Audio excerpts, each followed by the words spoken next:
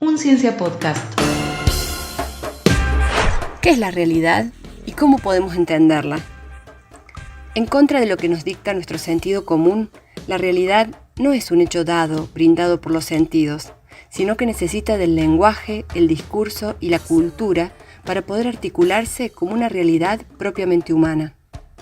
Es por esto que diferentes actores sociales, como los medios de comunicación o las redes sociales, participan en una lucha para determinar qué es la realidad, cuál es su sentido y, sobre todo, cómo se han de ubicar los sujetos frente a ella.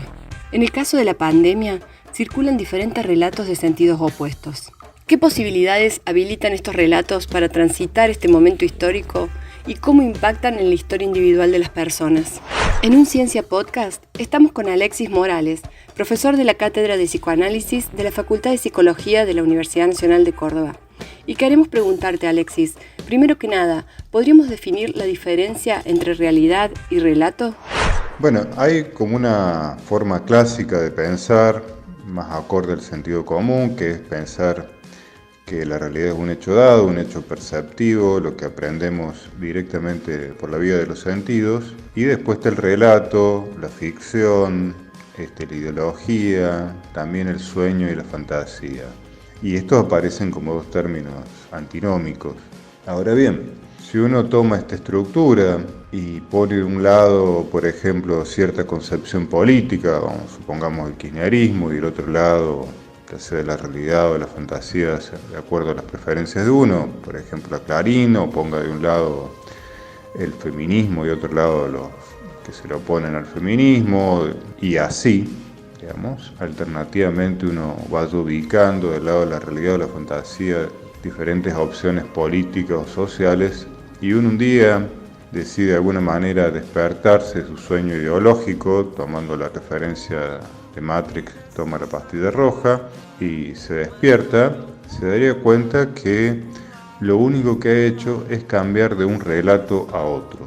O sea, siempre la realidad humana, para que sea una realidad inteligible, tiene que ser una realidad ficcional. O sea, solamente por el lenguaje y por el discurso la realidad se vuelve inteligible. Si no sería por el lenguaje y por el discurso, estaríamos como el cuento de Funes, el memorioso de Jorge Luis Borges, donde, alguien que percibe todo, lo recuerda absolutamente todo, hasta lo ínfimo, hasta lo innecesario, hasta lo minúsculo, pero está totalmente atónito en ese mundo repleto de recuerdos, pero donde nada tiene sentido. Hacer un relato es decir, cuáles son las escenas importantes, qué no es lo importante, cómo se vinculan una escena con otras y construir propiamente un relato. ¿Y todos los relatos son posibles? ¿El sujeto puede crear el relato que desee? Bueno, es una pregunta compleja porque implica muchos niveles. Ahora, primero hay que distinguir qué entendemos por sujeto. Sujeto es, para el psicoanálisis lacaniano, es un efecto de los significantes. O sea, el sujeto nunca crea un relato en el sentido propio. El sujeto es el efecto propiamente del discurso. Y para poner un ejemplo político, cuando durante el gobierno de Macri hubo un aumento exacerbado de las tarifas, se llamó a eso un sinceramiento. Digamos, de la contraparte contestaron diciendo que eso era un sincericidio. Ahora, si yo digo que es un sinceramiento, digo que estoy del lado de la verdad, que lo que antes vivía era una mentira. Por lo tanto, ubico a los sujetos como culpables de una mentira, como partícipes de una mentira. Ahora, si digo que es un suicidio, coloco a los sujetos como víctimas de una acción del gobierno.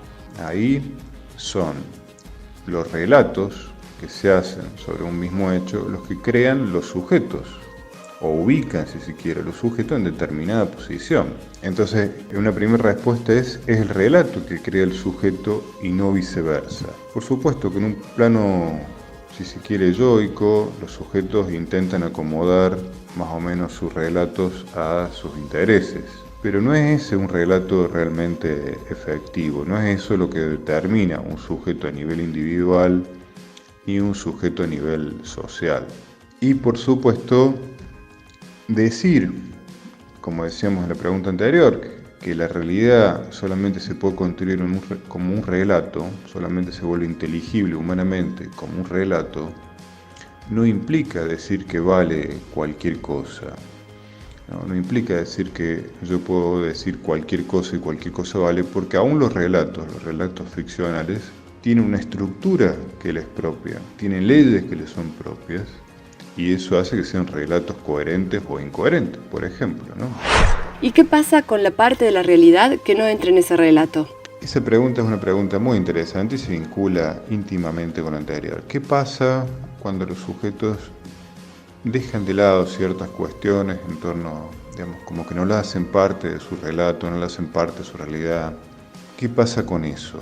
Déjame que haga una introducción o que explique esto a partir de una película que se llama Red de Mentiras, que es una película que cuenta los juicios que se empiezan a hacer en Alemania en la década del 60. La película es una ficción, pero está muy basada en la realidad, y que a partir de esos juicios que efectivamente existieron en el año 73-75, donde se juzga a los responsables medios de los campos de concentración, específicamente de Auschwitz, y se empieza a revisar la participación civil durante el nazismo, es que propiamente algo que no estaba en el discurso pasa al discurso. Esa película empieza con alguien que está caminando en la calle, quiere fumar, no encuentra su encendedor y alguien le acerca gentilmente desde una verja un fuego. El hombre acerca su cara a la mano que le ofrece fuego, ve esa mano deforme y sale corriendo presa del pánico. No sale corriendo presa del pánico por el horror particular de la deformidad de la mano. Sale corriendo porque reconoce en esa mano a su guardiacárcel en Auschwitz. Entonces, Auschwitz no era parte del discurso de Alemania. ¿Qué había hecho la población alemana durante el nazismo? Es algo que no se hablaba. Se dice que para la sociedad alemana, durante la Segunda Guerra Mundial, Alemania fue como una especie de territorio ocupado, no justamente la nación invasora, sino una especie de nación invadida más. Se ocultaba la participación civil durante el nazismo. Bueno, ¿dónde estaba Auschwitz antes de ser parte del discurso de Alemania y de la humanidad? Bueno, estaba en el reino de lo traumático. Lo que no entra en el discurso insiste desde el orden de lo traumático.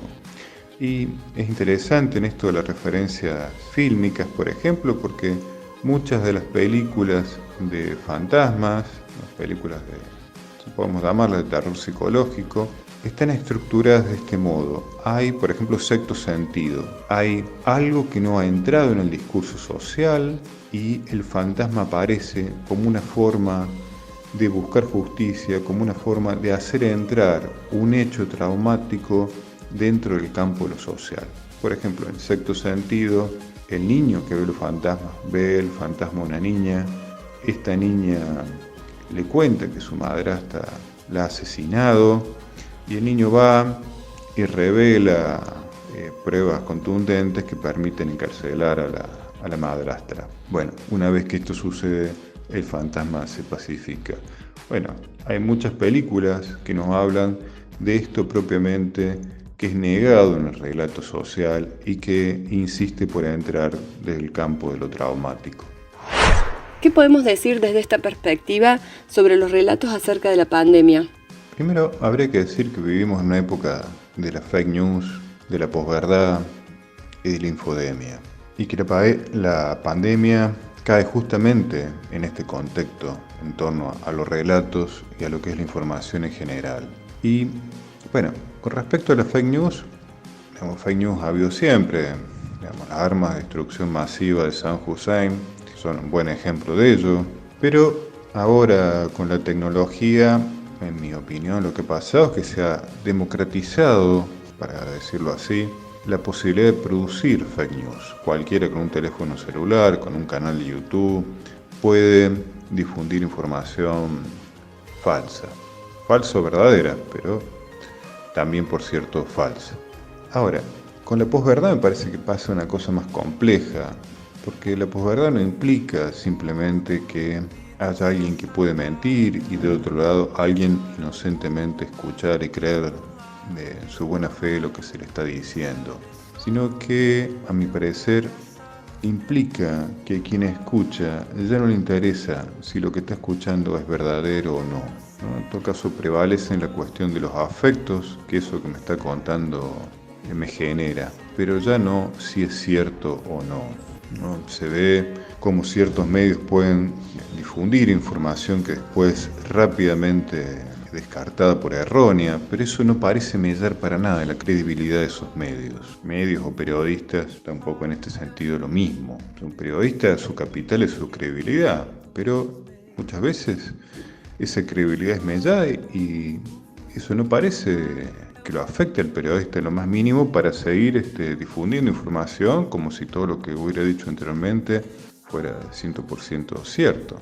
Y me parece que el contexto de la posverdad es un contexto donde el relato ya no tiende o se independiza de tratar de simbolizar la realidad para hacerla inteligible, sino que está abocado a sostener a un sujeto en determinada posición. Antes, cuando había explicado la cuestión del relato y la realidad, decía que los relatos también crean sujetos. Los relatos hacen inteligible la realidad al mismo tiempo que crean o posicionan los sujetos de determinada manera. Bueno, con la posverdad parece que ya los relatos no intentan hacer inteligible la realidad, sino simplemente posicionar a los sujetos de determinada manera, confirmarlos en todo caso en el lugar en que ya están. Y en ese sentido que la pandemia viene a caer, en ese contexto cultural e informativo, viene a aparecer la pandemia. Ahora, lo que me parece, como se trata de relato y no se trata de percepciones, relatos puede haber muchos, e igualmente válidos. Pero lo que me parece con respecto a la pandemia es que, sobre todo a los que niegan en diferentes modos, pero a los que niegan la pandemia, Bolsonaro, Trump, es que al mismo tiempo que niegan la pandemia, de alguna manera el terraplanismo sanitario que se ha impuesto en algunas regiones para algunos sectores políticos, es al mismo tiempo que niegan este elemento del orden de lo real que viene con una carga de muerte, es que erigen a un otro absoluto. No se trata de un virus que nos afecta a todos, que afecta a todo el mundo, sino de un otro que quiere, por ejemplo, quitarme mis derechos, quiere encerrarme en mi casa, quiere engañarme. Por ejemplo, una conductora televisiva argentina decía que es a través de los hisopados que se está inoculando el virus. Eso es seguir alimentando este otro total, absoluto, persecutorio. Y si se alimenta ese otro total, absoluto y persecutorio, los sujetos que tienen que someterse en este momento a un montón de restricciones por la condición sanitaria, cuarentenas, aislamiento social, uso de barbijo y demás, sienten y perciben todo esto como el ejercicio de un poder autoritario y déspota, y no como la condición necesaria para que se pueda salir de esta situación lo mejor y lo antes posible. Si por el contrario se entiende que hay un elemento del orden de lo real, el virus con una carga mortífera implícita, y que los gobiernos tratan de hacer algo por la salud de sus poblaciones, bien o mal, más inteligentemente en algunos casos, menos inteligentemente en otros, con medidas que pueden ser discutibles o no, con gente que se cuela en la fila, con gente que pone el pecho, como todo el personal sanitario que lo está haciendo en este momento, y que la realidad está constituida por elementos complejos, donde las cosas no son blancas o negras, pero que hay una intención general de que la humanidad salga lo mejor parada o lo menos peor parada de esta situación. Bueno, la capacidad de procesar que tienen los sujetos es mejor y mayor. Se ha hablado de la salud mental en la época de pandemia, se ha hablado de la salud mental de los niños que se encuentran encerrados en las casas, en ese ámbito endogámico que es la familia, lo cual, por cierto, tiene ciertos costes subjetivos de las relaciones entre pareja, que por supuesto, a estar encerrados, se le suma una serie de circunstancias, como la posibilidad de pérdida de trabajo, la angustia por el futuro y demás, lo cual no favorece ninguna relación, por cierto, pero se ha dejado de lado el factor de los relatos que se arman en torno a la pandemia, de cómo se simboliza la pandemia, porque esto también es clave para cómo los sujetos van a poder procesar simbólicamente toda esta situación. Si se van a creer objetos de un otro gozador, de un otro persecutorio, de alguna manera les queda el malestar. Y por el contrario, creen que hay una situación real, manejada mejor o peor, sus posibilidades de procesarlo simbólicamente son mucho mayores. Vinculado a la temática de lo traumático que referíamos anteriormente, hubo dos escenas que me impactaron mucho y al cual quería referirme. La primera de ellas era un camillero o un personal de salud que salía de una ambulancia en el medio de una manifestación contra las medidas sanitarias del gobierno, y esta persona estaba totalmente sacada y se enfrentaba sin ningún tipo de cuidado a una multitud que también posiblemente estuviera iracunda. La otra situación era un director de un hospital, uno de los hospitales más importantes de Buenos Aires, hablando de la saturación, el cansancio de todo el personal de salud, tanto física como mental, y que se estaban constituyendo equipos para trabajar y apoyar a los médicos en el aspecto psicológico. Ahora, la situación actual sanitaria es más que preocupante, nos acercamos muy peligrosamente a la saturación de todo el sistema sanitario, y eso es muy grave. Es muy grave porque muchas personas no van a poder ser atendidas. Es muy grave porque, a su vez, si alguien, un familiar, tiene a su familiar que muere, a su ser querido que muere, y se ha hecho todo lo posible para salvar la vida, bueno, hay unas posibilidades de tramitar esa muerte. Pero si esa persona siente que a su ser querido ha sido abandonado, ha dejado su suerte, bueno, las posibilidades de tramitar esa muerte son otras. Y también es muy grave porque el personal de salud se enfrenta a tener que decidir a quién le brinda asistencia y quién no. Y esa es una decisión absoluta para la cual nunca hay garantías de que se ha actuado correctamente o no. Es una decisión absoluta de la cual al menos yo no quisiera irme a dormir con eso en mi conciencia. Es un fantasma propiamente, tomando la metáfora de sexto sentido, que puede acompañar mucho tiempo al personal de salud que es involucrado en ese tipo de decisiones. Si a su vez hay un discurso que habla de infectadura, hay un discurso que dice tener que someterse a una cuarentena es como ser un judío en el gueto de Varsovia, por ejemplo. Bueno, no es propiamente un discurso que le permita a nadie procesar ese tipo de situaciones traumáticas. Es de alguna manera dejar a esa primera línea de trinchera frente al COVID desamparada simbólicamente. Podemos tener una comparación, una situación similar a lo que pasó en Malvinas, donde había una guerra injusta. La guerra contra el COVID es una guerra justa, pero tuvo enorme consecuencia que la sociedad de alguna manera dejara desamparada a esos jóvenes que habían ido a pelear esa guerra, que los dejara desamparados simbólicamente. Esperemos que lo mismo no pase con los médicos y con el personal de salud que está en esa primera línea de trinchera. Un Ciencia Podcast suma las voces de los científicos e investigadores de la Universidad Nacional de Córdoba al debate público de los temas que atraviesan nuestra vida. Un Ciencia Podcast, Universidad Pública, conocimiento público.